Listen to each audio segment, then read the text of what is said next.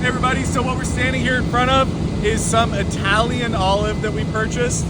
We got this material, although olive grows all over California, we saw this stuff and had to buy it. You rarely see olive length cut. It's super rare to get wide sound pieces.